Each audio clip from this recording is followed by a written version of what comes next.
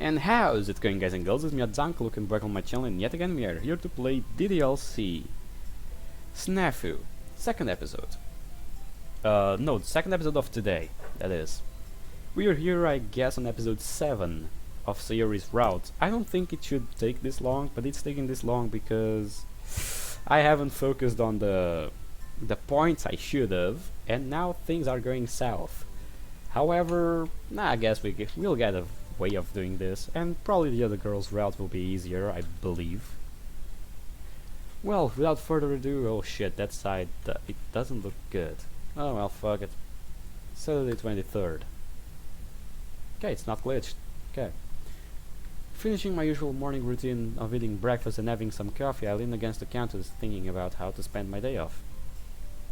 How should I spend my free time? I would like to spend the time with Sayori, but apparently it's not on my way. It's not on my schedule, so fuck. Using my day off to study may not be the worst idea.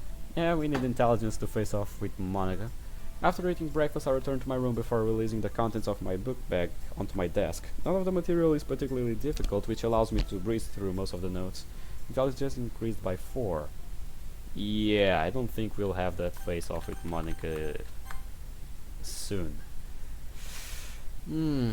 Fuck. Sunday. Okay, these are the days that can do something, actually. Sunday, April 24th. A faint buzzing sound can be heard while I'm in the middle of rinsing off the morning's dishes. The source of the which turns out to be my cell phone vibrating on the table behind me. Quickly drying my hand, I'm grabbing it. My thumb accidentally lands on answer before I'm able to check the ID. Hello? Hey Luke. Good morning, Sayori. Today's Sunday, you know? Shouldn't you still be asleep? My mom made a big breakfast this morning and I didn't want to go into waste. She practically dragged me out of bed. Sounds like she's gotten used to dealing with your shenanigans. Well, at least you got the free meal out of it. Yep, the food was super yummy. Glad to hear that. So I'm guessing you didn't just call me to talk about your breakfast. Nope, I was actually gonna ask if you're busy today. Busy? Why did you need something? Does wanting to hang out count? An excellent question. As far as plans go, I was thinking about going for a jog since the weather's supposed to be nice. Really? This early? I normally go before this, actually. Only reasons I didn't today was because my alarm wasn't set. How can someone exercise right after wake up? The sound of Sayori shuddering is audible through the line. Better than going in the middle of the day where you have to worry about traffic and other people. That sounds like a very you answer. Well, if you're already planned to do other stuff, then it's fine. The jogging thing wasn't set in stone, and the two of us don't spend our days together very often. Should I invite her over? Yes. No worries. You coming over won't be a problem. Are you sure? I'm positive. Great. I'll head that way in just a minute. Sounds good. Oh, and where's something easy to move around in? Easy to move around in? Yup. You'll be running with us. Sayori crosses the street from her house about 15 minutes after our phone call. Luke, why are we out there? Were you waiting for me? That's exactly right. Now that you're here, we can get down to business. Oh, are we going somewhere? Shopping? A movie? Close, but we are actually better. What we'll be doing is even better than those two combined. Her eyes go wide in anticipation. Prepare yourself, this will be the very first time that the two of us, after so many years, have exercised together. Wait, did you just say exercise? Yep. Why though? I thought we were supposed to be hanging out. We are. And what better way to build an interpersonal relationship than through shared sweat and tears? There are a lot of better ways. Jeez, this is why you asked me to dress lightly? Of course, going for a jog while wearing jeans would be setting the difficulty to a higher than a rookie can handle. Jogging, so that's what you want us to do. Got a problem? Several, actually. She lets out a sigh before staring at the ground. Why suddenly bring me along, though? We could have just chosen another time to meet up. Don't be mistaken, this event isn't something that was chalked up at the last minute. Remember when you picked me up from class and on the day I joined the club? You told me that you had ran across the building so we couldn't be late. We wouldn't be late. Yeah, that kinda rings a bell. The fuck is this? Oh well. It mustn't be important. When I opened the door, you were hunched over gasping for air. At that point I thought to myself, wow, it's almost sad how terribly out of shape my childhood friend is. Rude. Anyway, I've been playing around with the idea of exposing you to some form of endurance training since then, which brings us today. Clearly not fond of my plan, Sayori begins fidgeting. Well, sure I might not be in the best shape, but is this really how you want to spend the day off? Of course, my best friend's health and well-being are both very important to me after all. That would be more convincing if you actually got along with the other people. Don't sweat the little details. So, what do you say? Willing to give it a shot? She obviously doesn't want to, but it's also terrible that saying no to people. Then how about we sweeten the deal? Perhaps you'd be more motivated if there was a reward attached. Well, maybe. Sort of depends on the reward. In that case, can you think of anything you want from me? You'll do everything I say for the rest of our lives. Think smaller. You'll stop saying perfect things to me and the other girls. Think smaller. Sick. You'll do one thing that I tell you. Kinda sounds like you're trying to trick the genie. So how about any one thing that's only in effect for today instead? Deal. Perfect. Now then, bend over. Eh? With your luck, you'll end up pulling or tearing a muscle within the first 10 minutes. So we're gonna stretch until you can be certified as contortionist. Isn't that kinda extreme? Yes. Saying this, I point my finger straight down towards the dirt. Fine, but can we go inside first? Stretching out here would be super embarrassing. How? You really think people are gonna be passing at 8:30 a.m. on a Sunday? No, but her face grows bright red as she begins tugging on the bottom of her shorts. You said wear something easy to move in, but if I bend over in these, don't worry, your butt isn't nearly big enough to warrant the neighbor's attention. Look, she sends a fist flying towards my shoulder, but my prior experience allows me to intercept it. With her wrist in hand, I lead her towards the door. Here, we can use the front hall instead. Sorry for not realizing your situation sooner. Okay. Couldn't you have said that in the first place? Are you asking about my physiological possibility or my freedom of choice? My wish is only gonna get worse the more you act like a meanie. I'm willing to take that chance. So, what should I do now? Let's start with the basic standing toe touch. Be sure to keep your legs together. Right. Lean forward so you tries the hardest to get as close to the floor as possible. But can barely reach past her knees. Seriously? Don't they make you do stretches in PE? We're supposed to. That's the one class I thought you wouldn't slack off in. What happened to the always active, perpetually moving girl from my childhood? Old age? Honestly. Stepping forward, I begin lightly pressing down on her back. Ow! You okay? The back of my legs just strung there for a second. Let's try going down as far as possible, alright? You really will end up pulling something otherwise. Okay. We continue doing this until she's only an inch away from touching her shoes. Next up is the same stretch but with your legs shoulder length apart. She's unusually quiet as she bends down again, which makes me think she has already lost interest in my joint exercise plan. Which is why I'm totally befuddled by the next thing to come out of her mouth. Do you really think my body's small? Oi, aren't you in a strange position to be asking questions like that? You're the one who brought it up. While I may not be standing directly behind her, that doesn't make her current pose any less vulnerable. Wouldn't being slimmer around the waist be a good thing? Or perhaps you were planning on using sex appeal to swindle money out of a lonely old man in the near future. Of course not, if that's really the first thing you thought of. Is that really the first thing you thought of? No. My first thought is, why is childhood friend suddenly worried about her butt size? Sure, it may not be as big as Yuri's, but at least she's not sitting on a cutting board like a certain unnamed tsundere. Isn't that pretty big ranch though? And how do you know how big their butts are? Before we get off on tangent, would you mind telling me what made you care about this? You've never struck me as someone who's overly conscious about their appearance. Are you trying to be mean? No, only acknowledging that your good looks are natural. My sudden compliment disrupts her planned bout. What about you? If we didn't know each other, and you saw me walking around in the school, what would you think? I wish I was at home. You know, that's not what I meant. Yeah, but hypothetically questions aren't useful. Hypothetical questions aren't useful for anything. Seriously, if we didn't know each other, do you know how big of a hurdle that is? You just try your best. I really want to know what you would think. Considering we've been talking about physical appearance, saying does she know that her blazer is supposed to be buttoned, probably wouldn't do me much good. Several compliments do come to mind, but aren't worth much since she wants to be one unbased response right now. Maybe something like she's got nice legs, even if they're a little pudgy. Hey, luckily she has a childhood friend who's well versed in maintaining tight quadriceps. So let's get back to stretching, shall we? You only said that to change the subject, didn't you? Can you blame me? We would starve to death if I tried complimenting you of your appealing traits. Geez, there you go again. Having never received a proper answer, Sayori forced to be content with my sweet nothings instead. Okie dokie, let's go.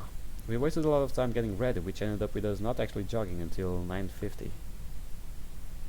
Though this delay was ultimately meaningless as Sayori only kept up for around 30 minutes before screaming bloody murder. Unwilling to let her off easy, I made her walk the rest of the route a few times, only jogging when her complaining slowed down. The clock reads 11 when we arrive back at my house. Sayori hits the floor the second she steps inside. Call an ambulance, there's no way I'm gonna survive. Save me the dramatics. You got any of your water left? She responds by rolling an empty bottle towards me. Want another one? Yes, please. Sayori spends the next several minutes resting on the couch while using me as a sounding board for all her displeasures. My legs are killing me. Don't worry, the lactic acid buildup won't last long. The real pain comes when the shin splints kick in. What? It gets worse? What do you expect after slamming your bones against the concrete over and over again? But I thought exercise was supposed to be good for you. Life's full of disappointments. She leans forward on the couch before beginning to rub her calves. Couldn't we have gone on a cooler day? The sweat's making me feel all sticky and gross. Considering we're approaching summer, cooler days are a little more than wishful thinking. That said, you're welcome to use my shower if you want. Huh? We've still got to discuss your reward, right? Figured you might want to wash off beforehand. Oh yeah, don't tell me you actually forgot. Of course not, it's been on my mind this whole time. Right. The shower sounds like heaven right now, but there's no way I would survive walking all the way home. I don't want to think about having to go upstairs. She shudders at the idea. Just use mine then. Eh? But what about my clothes? I could pick some up from your house, or we could wash the ones you're wearing. Telling my parents you're there to pick up clothes for me probably wouldn't be a good idea. How long will washing this take? Including drying, a little over an hour. I'm guessing you don't have the bathrobe I could use until then. Walking around naked is more natural after all. For you, maybe. Well, I've got some old clothes you could wear. But they would be pretty baggy. She begins fidgeting. Wouldn't wearing your clothes be kinda embarrassing though? You never had a problem doing it when we spent the night together as kids, almost to the point I thought you were intentionally leaving your clothes at home. I wasn't, I was just really scared back then. Back then? Be quiet, Minnie. Well, those are the options right now. You could also wait until your legs are less sore and then stop by your house. We've got time seeing as how it's not even noon. Her restlessness becomes more prominent. There another issue? Well, what about underwear? That's a good question. I've got some old boxes that probably fit. As for the other, there should be at least one thick shirt or windbreaker lying around in my room. That would cover everything. Can't you talk with a little more tact? Huh? Never mind. She lets a cig before turning her gaze to the hall. That's what I'll do then.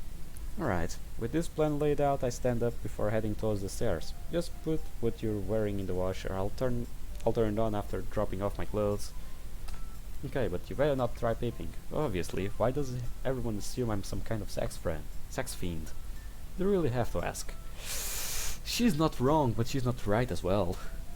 Does this mean that we'll get to see another outfit? I truly hope so. After both taking showers separately, the two of us discussed Sayori's reward while her clothes were in the washer. Sticking to her guns from earlier, she demanded I take her to eat a lunch and see a movie, which is exactly what we did once she had gotten redressed.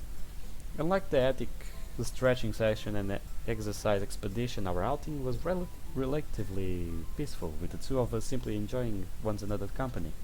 Sociability increased by 3. Was this like a special event or not? I don't know. Pretty much not, I guess. Let me see. Apparently it was, yeah. Okay. So why?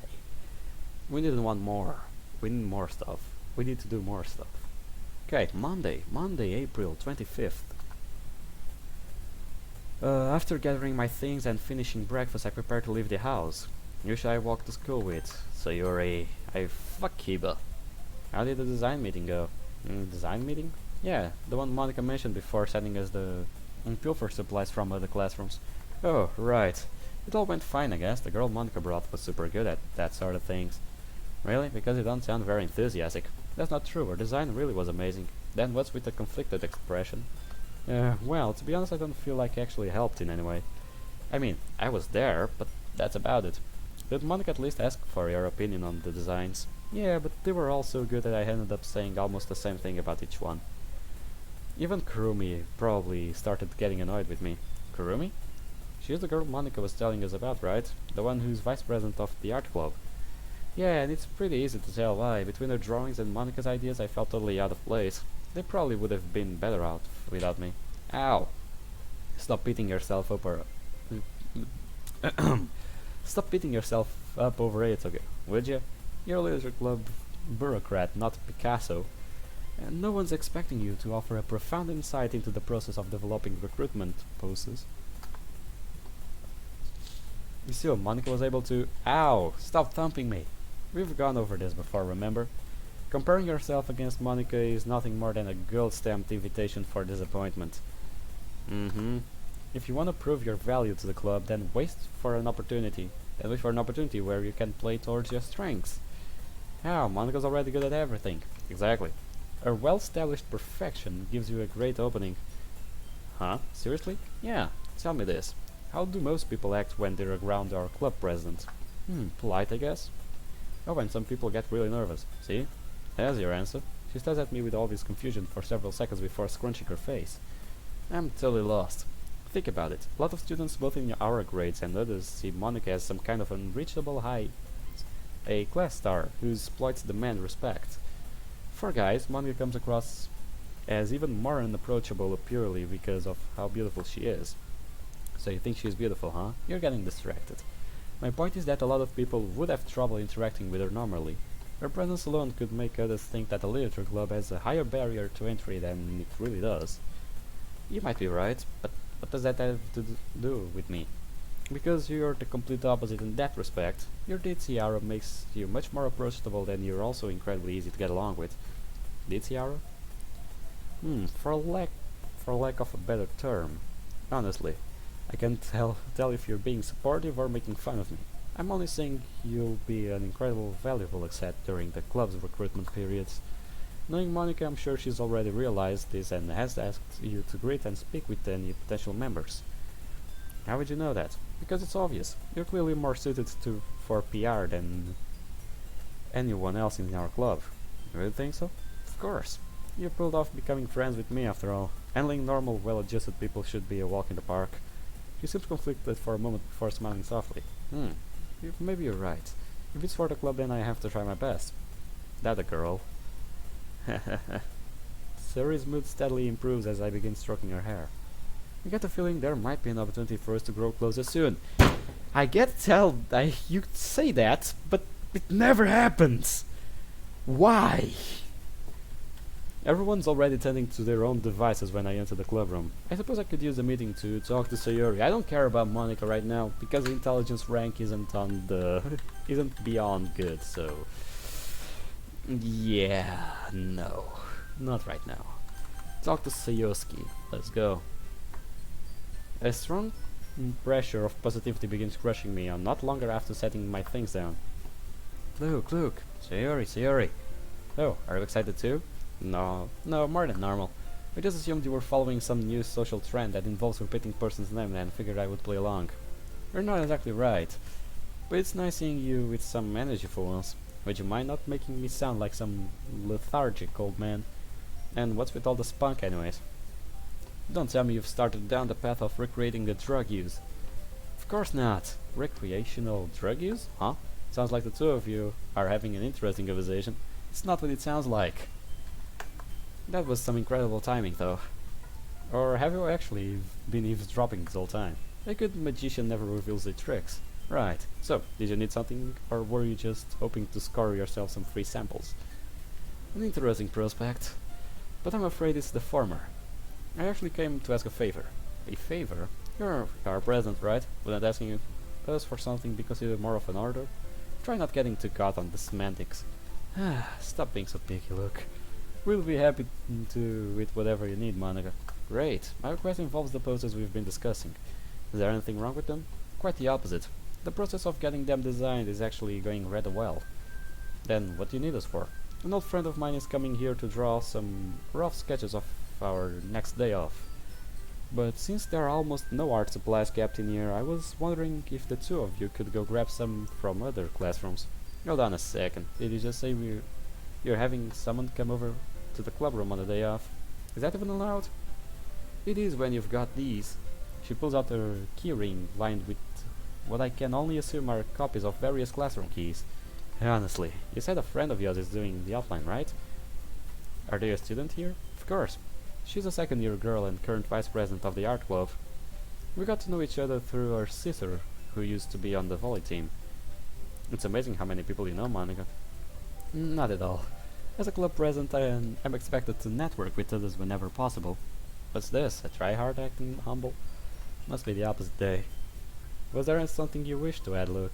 Not all, Miss Adored and Reserved President. Wait, if you're having her visit the clubroom, does that mean I should come too? A good question. You've got a much better eye for design than me, so having your input would likely be quite helpful. You don't mean that. Sir fidgets with her fingers as after being met with genuine praise. There are a few details we would have to go over first, but I would love for you to join us if you're available. Right, I'll do my best. Monica appears content with serious enthusiasm as I stand watching from the sidelines. Sorry to interrupt your little huddle, but it's taking supplies from the other rooms actually allowed? I thought you need the advisor's permission to that sort of things. There's no need to worry, Luke. We're borrowing, not taking. She gives me a wink that reinforces my mental image of her actually being super irresponsible. Well, you're the boss. Come on, Luke. Let's hurry up and grab everything before the meeting ends. I grab her by the back of the collar as she tries rushing towards the door. Easy there, Tiger. Don't you think it would be a good idea to ask where reappropriating first? Looks like having your tag along with her was the right choice after all. Saying this, Monica hands me a slip of paper listing several supplies. Don't worry too much if you end up not being able to find something. I'm sure the art club would be more than willing to lend us the rest. My shoulders go slack as I flash the irresponsible smile once more. Right. Guess we'll be getting a move on then. Come on, Sayori. You cannot go off my blazer now. Sorry, but I don't want to risk having you run off again. Catching you would be a challenge in my old age. What am I, a dog? More like a puppy. She continues pouting as the two of us make our way out of the room. After entering the hallway and letting her off a leash, I hand Sayori the slip of paper. Got any ideas where this stuff could be found? For now let's try classrooms that haven't been locked yet. Most of these things are pretty common, so any closet would probably work. But the poster board might be an issue.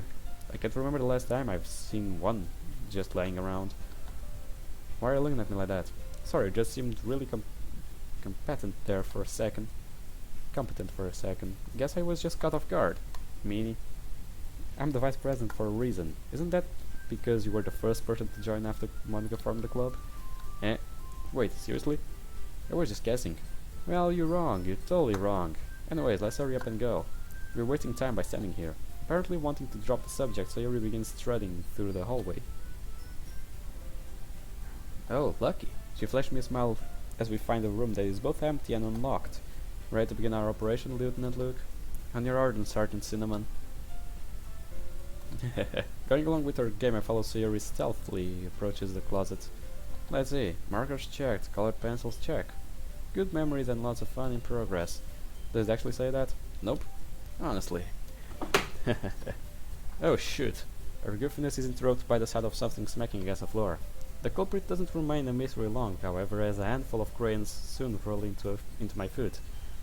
Were crayons on the list? No? Great. Let's just leave them then. You know we can't do that. She crouches down to pick up the now mostly empty crayon box. You sure? There are virtually no chance of us getting in trouble, seeing as how nobody knows we're here.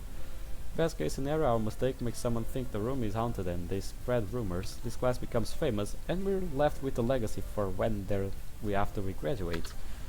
Wouldn't putting them back be a lot less complicated? Come on, where's the sense of adventure? It kinda sounds like you just don't want to have any extra work. Oh? Yes, that means the jig is up then. I approach the closet as she reaches further inside to grab another crayon. Looks like this is the last one. We got lucky, the entire box didn't spill out. Ow! The sound of rattling fills the closet as Sayori nails her head against one of the shelves. Ow! Are you alright? I'm knelt down next to her before even having the time to process the situation. Yeah, don't worry. Just bumped my forehead a little. A little? You damn near knocked the shelf out of the wall.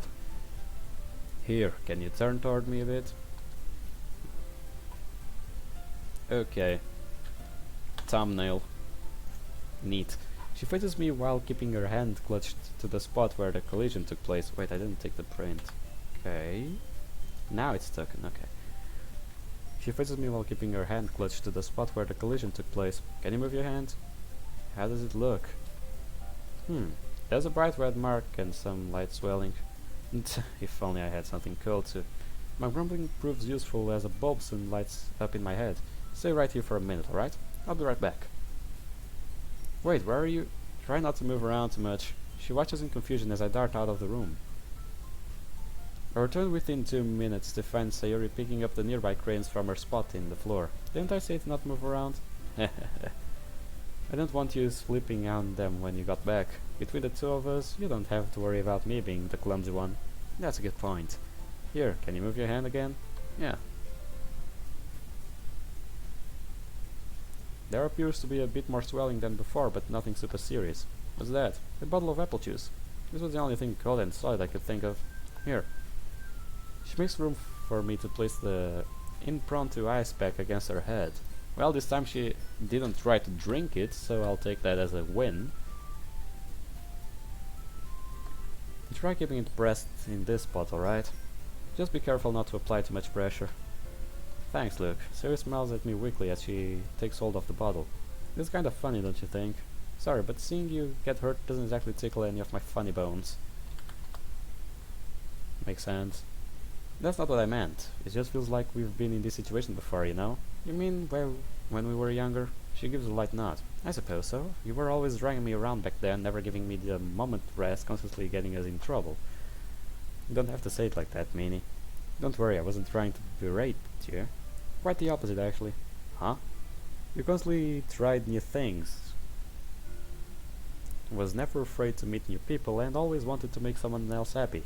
It was admirable even with your utter lack of grace. Hey, I lost count of number of times you tripped over yourself and got hurt trying to play some game you've just invented. My thoughts begin to wander as Sayori watches silently.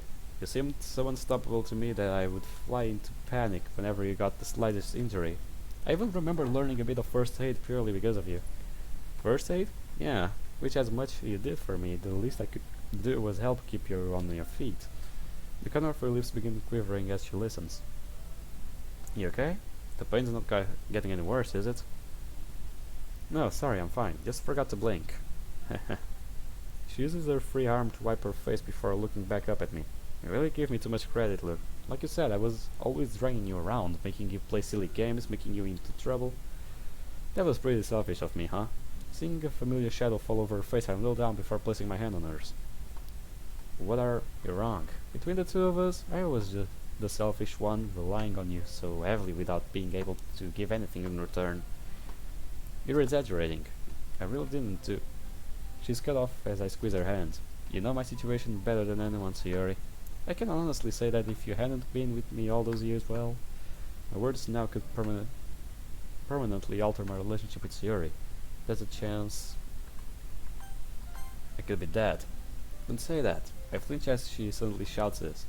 Please, please don't say that. I can't. And tears quickly begin running down her face as the thought crosses her mind.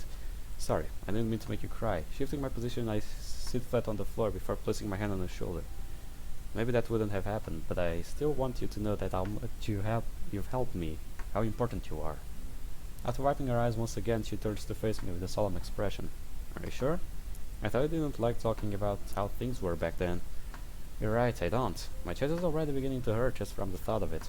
But this is something I need, no, something I want to tell you. She opens her mouth with her cheek, but doesn't seem to be able to get the words out.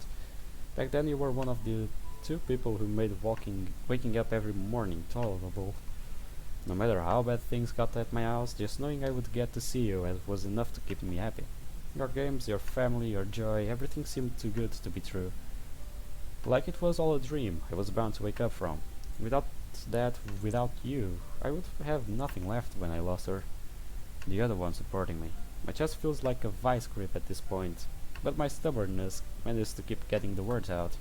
I know I became distant for a while after she was gone. Even now the idea of seeing your parents again makes me uneasy. But those memories stuck with me. Okay, who is her? I want to know. Now I want to know who is her that he's talking about.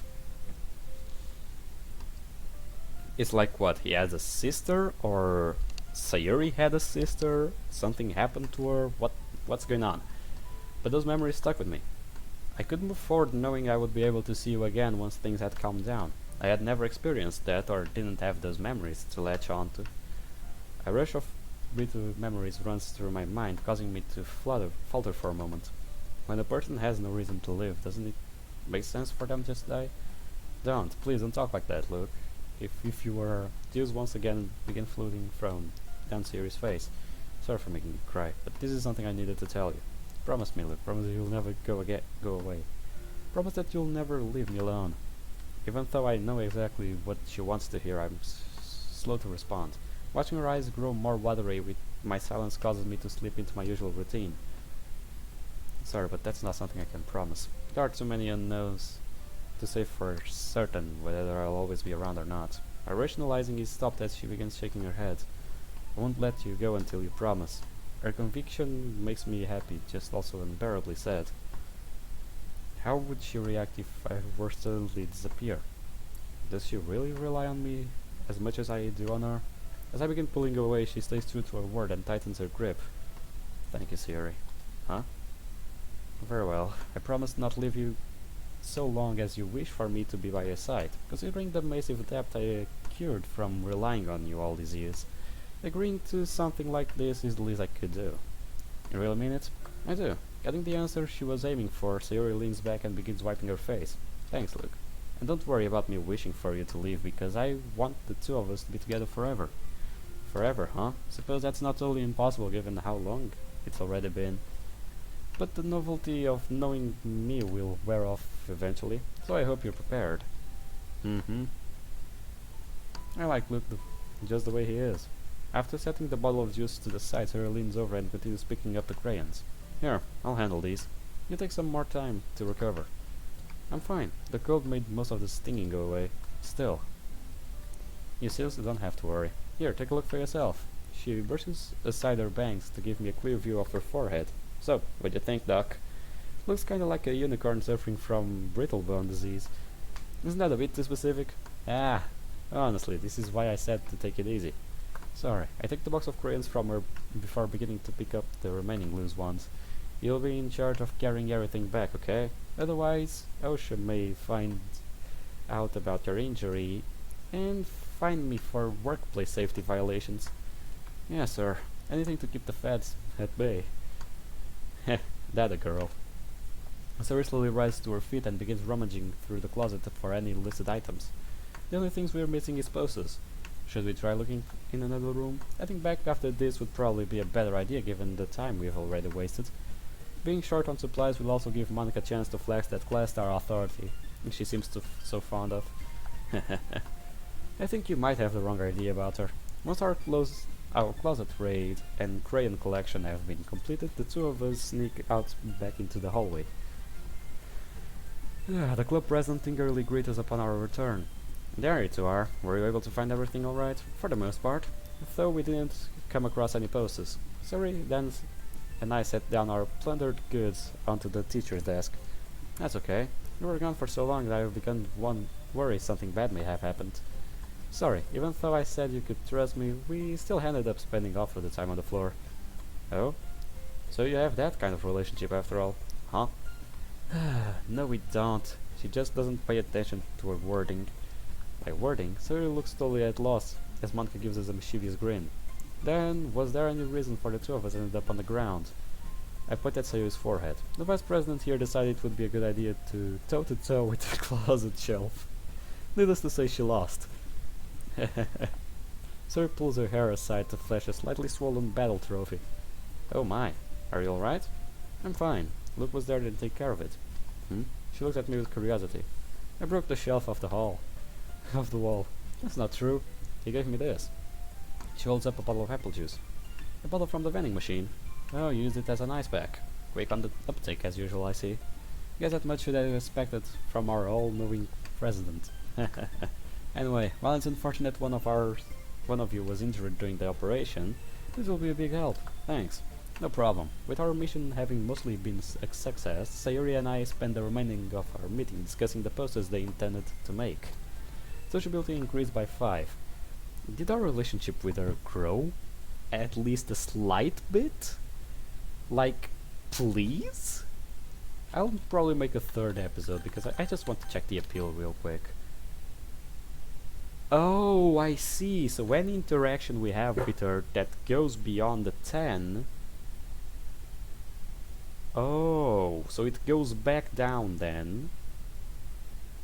And then we return to that. And that's where we trigger events. Makes sense, actually, okay. I guess. Makes sense. Would this be a good stopping time for this third episode? I guess so, yeah. Tuesday we did roughly 3 days. No, more than that. Saturday, Sunday. No, yeah, we did roughly 3 days, so meh. Okay, guys, so thank you for watching. Let me know in the comments what you think of this mod and other mods you want me to play. And I'll see you guys on the next episode. See you on the flip side, and goodbye, pal.